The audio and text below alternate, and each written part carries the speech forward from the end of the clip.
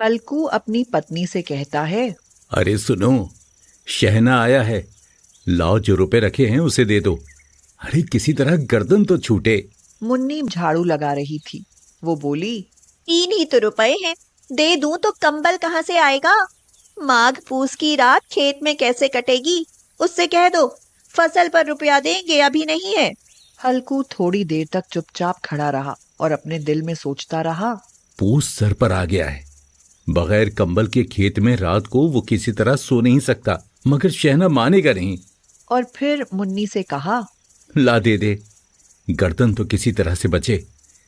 कंबल के लिए कोई दूसरी तरकीब सोचूंगा। मुन्नी उसके पास से दूर हट गई और आंखें टेढ़ी करती हुई बोली, कर चुके दूसरी तरकीब, जरा सुनूं कौन तरकीब करोगे। हाँ, न जाने कितना रुपया बाकी है जो किसी तरह आधा ही नहीं होता।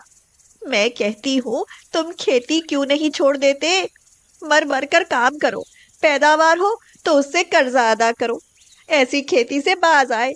मैं रुपए ना दूंगी, ना दूंगी। हाँ। हल्कू रंजीदा होकर बोला, तो क्या गालियां खाऊं? गाली क्यों देगा, क्या उसका राज है।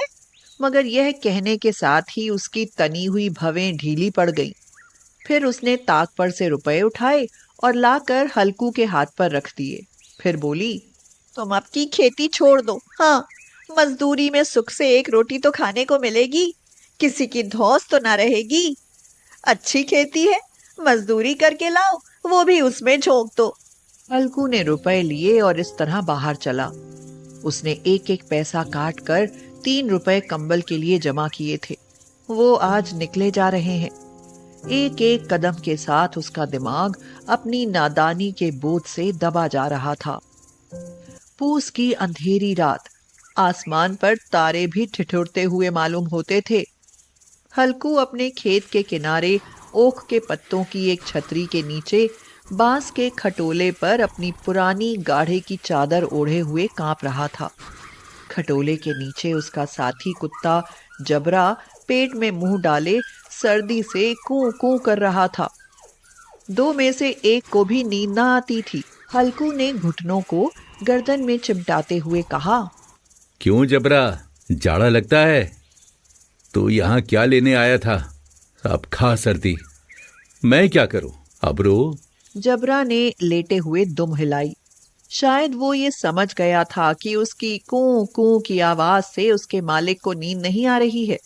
हल्कू ने हाथ निकाल कर जबरा की ठंडी पीठ सहलाते हुए कहा, कल से मेरे साथ ना आना, नहीं तो ठंडे हो जाओगे। ये पछुआ हवा ना जाने कहां से बर्फ लिए आ रही है। उठूं फिर एक चिलम भरूं, किसी तरह रात तो कटे। 8 चिलम तो पी चुका, ये खेती का मजा है। हल्कू उठा और गड्ढे में जरा सी आग निकालकर चिलम भरी। जबरा भी उठ बैठा।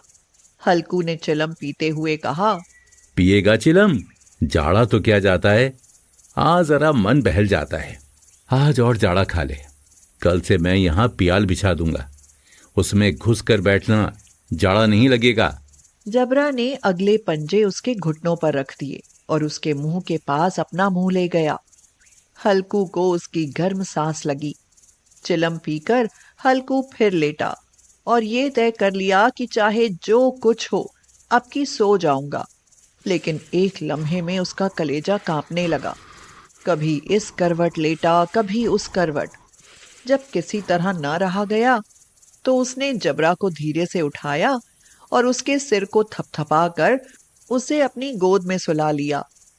कुत्ते के जिस्म से मालूम नहीं कैसी बदबू आ रही थी, पर उसे अपनी गोद से चिमटाते हुए ऐसा सुख मालूम होता था जो इधर महीनों से उसे न मिला था।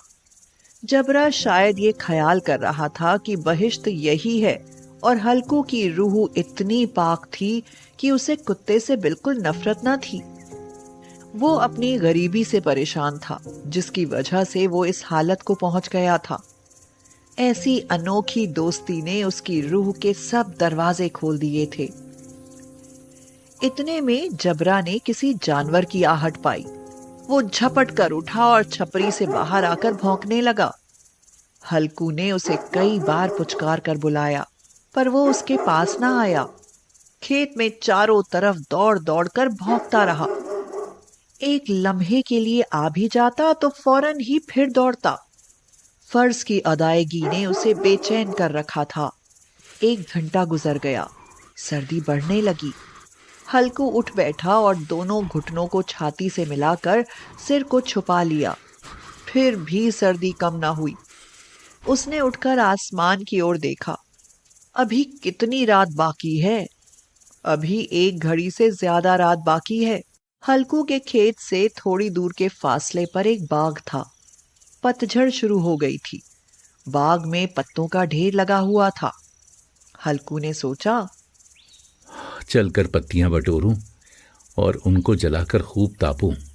रात को कोई मुझे पत्तियां बटोरते देखे तो समझे कि कोई भूत है। कौन जाने कोई जानवर ही छुपा बैठा हो। मगर अब तो बैठे नहीं रहा जाता। बहुत ठंड है। उसने पास के अरहर के खेत में जाकर कई पौधे उखाड़े और उसका एक झाड़ू बनाकर हाथ में सुलगता हुआ उपला लिए बाग की तरफ चला। जबरा ने उसे जाते देखा तो पास आया और दुम हिलाने लगा। हल्कू ने कहा, अब तो रहा नहीं जाता जबरू। चलो बाग में पत्तियां बटोर कर तापें। इकट्ठे हो जाएंगे तो फिर आकर सोएंगे। अभी तो रात बहुत है। हल्कू ने आग जमीन पर रख दी और पत्तियां बटोरने लगा। थोड़ी देर में पत्तों का एक ढेर लग गया। हाथ ठिठुरते जाते थे, नंगे पांव गले जाते थे और वो पत्तियों का पहाड़ खड़ा कर रहा था। उसी अलाव में वो सर्दी को जलाकर खाक कर देगा। थोड़ी देर में अलाव जल उठा। उसकी लौ ऊपर वाले दरख्त की पत्तियों को छू छू कर भागने लगी। हल्कू अलाव के सामने बैठा हुआ आग ताप रहा था।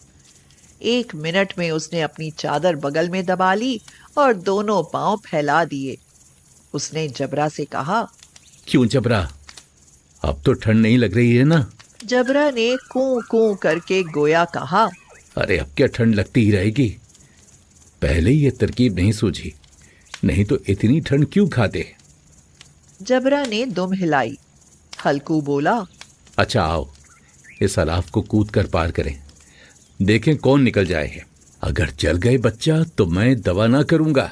अब मुन्नी से कल ये ना जड़ देना कि रात ठंड लगी और ताप ताप कर रात काटी, वरना लड़ाई करेगी वो। ये कहता हुआ वो उछला और उस अलाव के ऊपर से साफ निकल गया। पैरों में जरा सी लिपट गई, पर वो कोई बात न थी। जबरा अलाव के गिर्द घूमकर उसके पास खड़ा हुआ। हल्कू ने कहा, चलो चलो ऊपर से कूद कर आओ। वो फिर कूदा और अलाव के उस पार आ गया। पत्तियां जल चुकी थीं। बगीचे में फिर अंधेरा छा गया था। राख के नीचे कुछ कुछ आग बाकी थी। हल्कू ने फिर चादर ओढ़ ली और गर्म राख के पास बैठा हुआ एक गीत गुनगुनाने लगा। उसके जिस्म में गर्मी आ गई थी, पर जूं जूं सर्दी बढ़ती जाती थी उसे सुस्ती दबा लेती थी। जबरा जोर से भौंककर खेत की तरफ भागा।